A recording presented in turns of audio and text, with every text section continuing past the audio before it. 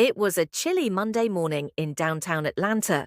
The city was already buzzing, coffee shops steaming, traffic honking, and diners packed with early risers.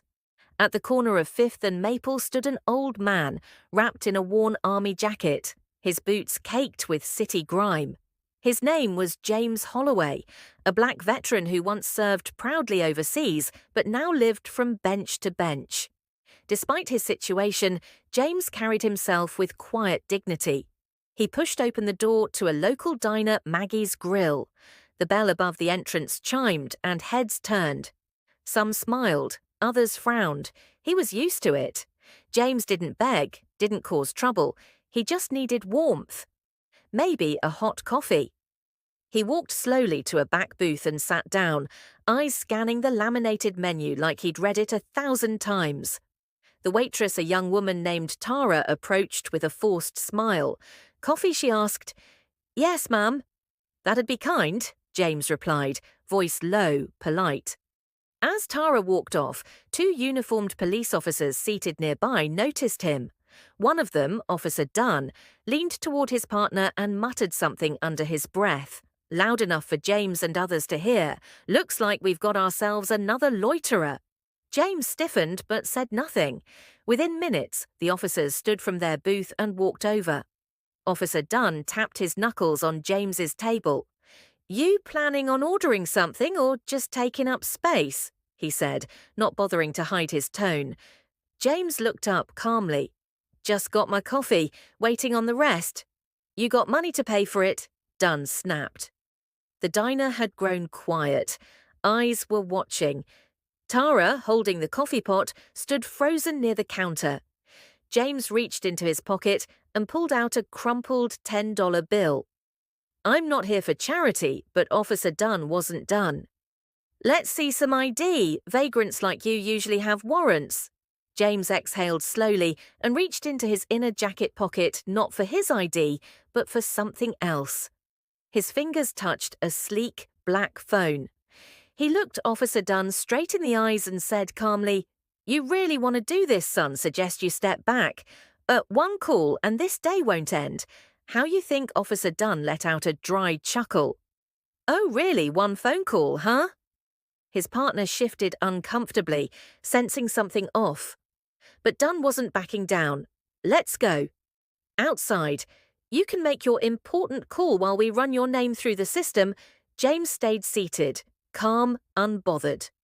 "You sure you want to be on the other end of this line?" he said, unlocking his phone with a swipe. He scrolled through his contacts, selected one, and brought the phone to his ear. "Yeah, it's me," he said quietly. "We've got a situation at Maggie's Grill, need it addressed immediately." He didn't raise his voice, no threats, just a statement. 30 seconds later, he ended the call. Dunn folded his arms. "You finished?" Before James could reply, Tara, the waitress, stepped in. "Officers, he's not causing any trouble. He paid for his coffee." "He's a regular." Dunn shot her a glare. "Ma'am, please stay out of this." Just then, the front door of the diner flew open. A tall man in a sharp black suit stepped inside. A tiny gold pin on his lapel flashed under the diner lights. Behind him, 2 more suited individuals followed. All 3 moved with military precision. The suited man looked around the diner, eyes locking on the officers. "Which one is Dunn?" he asked, his voice firm. The room went dead silent. Officer Dunn blinked. "That's me. Who are you?" The man pulled out a badge. "Special Agent Marcus Dale, Department of Justice." He turned to James and gave a respectful nod. "Colonel Holloway, sir." The officer's jaws dropped. "Wait."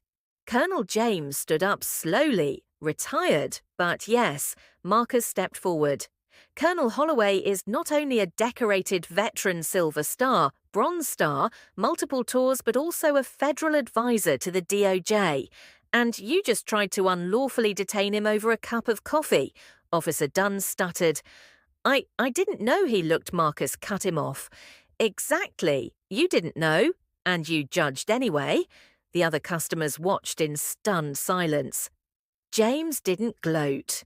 He simply looked Officer Dunn in the eyes and said, "You see a homeless man. I see men like you every day, thinking that badge gives you the right to humiliate someone based on how they look. Dunn tried to speak, but Marcus raised a hand. You'll get your chance to explain, he said coldly. Internal Affairs is already en route. The diner buzzed with silent tension. No one dared to move. Officer Dunn's face turned pale. His partner, Officer Rivera, took a nervous step back, clearly regretting ever getting up from their booth. Special Agent Marcus turned to the diner patrons and gave a polite nod. Apologies for the disruption, folks. We'll keep this brief. Then he faced the officers again. I want both of your body cams activated, right now.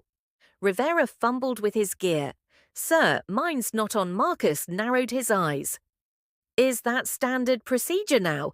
Interacting with civilians without recording. Rivera didn't answer. Dunn stayed quiet too, his hands twitching. Tara stepped forward, voice shaky but steady. I saw everything. Mr. Holloway didn't do anything wrong. He was respectful, quiet. They came at him like he was a criminal. Marcus nodded at her. Thank you, miss. Would you be willing to give a statement to Internal Affairs when they arrive? She nodded immediately. Absolutely. Colonel Holloway. James took a seat again, calmly sipping his coffee. He looked at Dunn and said, You ever stop to wonder who someone might have been before they ended up on the street? Or does the uniform make you think you've got X-ray vision for dignity? Dunn clenched his jaw. It's not like that. Yes, it is, James interrupted softly. It's always like that. Another man entered the diner, this time a tall white gentleman in a trench coat and glasses. He walked straight to Marcus, showed credentials, and whispered something in his ear. Marcus nodded. He turned back to Dunn. You're being placed on administrative leave, effective immediately. You are to surrender your badge and firearm. Internal Affairs will escort you out. Dunn looked like he'd been punched in the gut. You can't be serious all over this guy. Marcus tilted his head. This guy served your country with honor before you were even out of high school. You forgot who you're supposed to protect. James stood up again, finishing the last sip of his coffee. He faced Dunn and Rivera. You just met the system you thought only worked one way. Now you'll see it from the other side. The door opened once more. 2 more agents stepped in, this time from Internal Affairs. They walked directly toward the officers. The crowd remained frozen, but a quiet sense of justice filled the room. James walked toward the door, head high. As he reached the exit, he paused and turned slightly. And by the way, he added, that $10 came from my military pension. Outside the diner, the morning air had grown colder, but James Holloway didn't feel it. He walked with quiet pride, his boots crunching softly against the sidewalk. Behind him, the 2 Internal Affairs agents led Officer Dunn and Rivera to an unmarked vehicle. No handcuffs, not yet, but their careers were no longer in their control. Across the street, a local news van pulled up fast. Someone had tipped off the press, maybe a diner customer, maybe DOJ itself. Either way, a reporter jumped out, mic in hand, heading straight for James Sir. Sir, can we get your name? James stopped, gave a polite smile. Colonel James Holloway. Retired Colonel Holloway. Can you tell us what happened in there? James looked into the camera without flinching. 2 officers made a judgment call based on what I looked like, not who I am. Happens every day. Only difference is I made 1 phone call. The reporter pressed further. What message would you send to those watching this now? James paused for a moment. Respect shouldn't depend on clothes, a title, or a home address. I earned mine in blood and service, but nobody should have to prove their worth just to be treated human. With that, he tipped his head and walked off down the block. Back inside Maggie's grill, the atmosphere slowly returned to normal. Tara stood by the register, visibly shaken but proud. Marcus remained behind, speaking with the manager and ensuring statements were documented properly. Everything had to be airtight. Outside, a black SUV pulled up to the curb where James now stood. The tinted window rolled down, revealing a clean-cut man in a dark suit. Colonel the driver greeted. "We're ready for your transport." James hesitated. "Thought I'd walk a bit, understood. We'll follow your lead, sir." He nodded and began walking down the street, the SUV trailing behind silently. Every step he took was a reminder. To every onlooker, to every officer, to every citizen, watching the footage that would soon hit every screen in the city of quiet resilience. What they saw that morning wasn't just a homeless man. They saw the consequence of disrespect. The world around James kept spinning honking cars, clinking cups in cafes, but for the two officers whose day started with arrogance, everything had just stopped. They underestimated the wrong man. And now, the country was about to find out who Colonel James Holloway really was.